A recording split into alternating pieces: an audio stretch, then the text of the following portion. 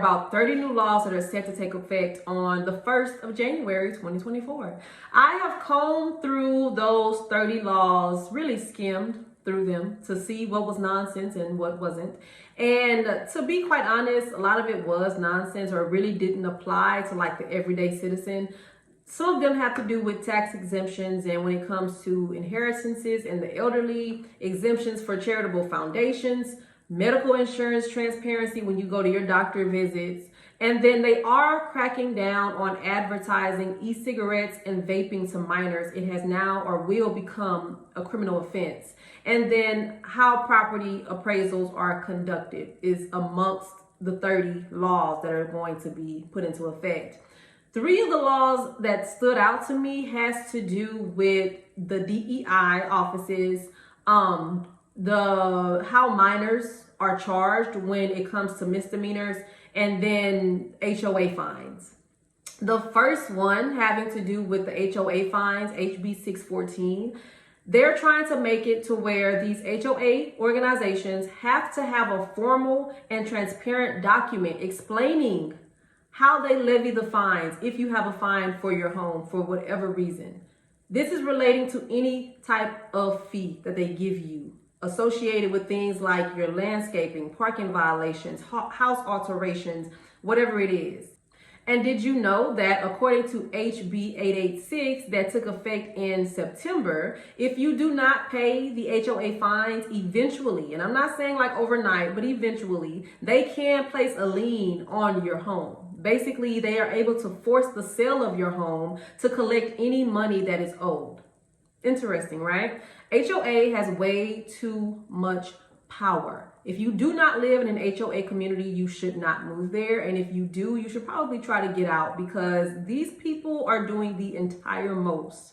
Another law, the second law, is SB 17. I have mentioned this in a few of my past videos having to do with the DEI initiatives and the offices that are on university campuses, but now it's actually taking effect.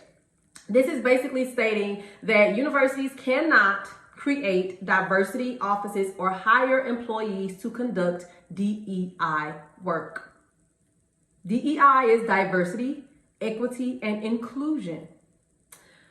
University leaders cannot spend state money until they comply with this new law, and that the university governing boards must create policies to discipline employees who violate it. Universities will also be unable to offer training on diversity and inclusion for faculty and staff.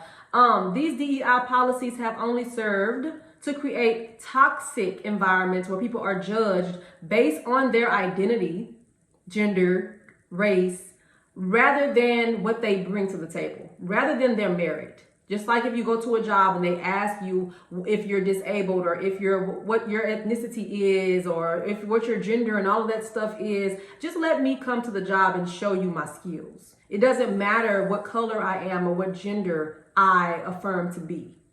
So there's been a lot of flack having to do with these offices being closed, but it is what it is. In my opinion, it's just another form of discrimination that just has to go.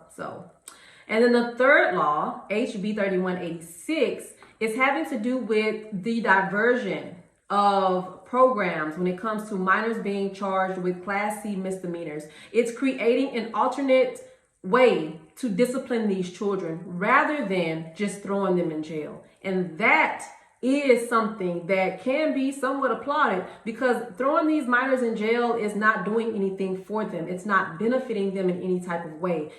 It's just creating recidivism with these minors because they're going to go out and commit the crime and go back to jail, and it's going to become an ongoing cycle.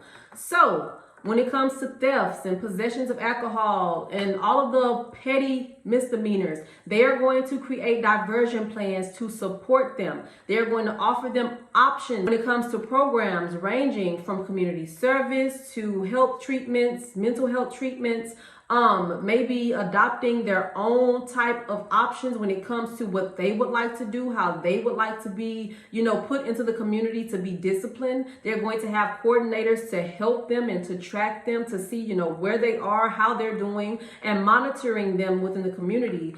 This is going to be something where they are going to have to work with their parents And their parents will have to approve of this with written consent, which is a good thing.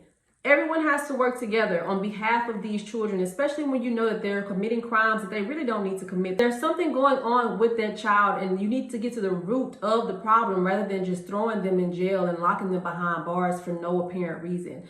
You have to get into the community and really hone in on the things that are going on with the children.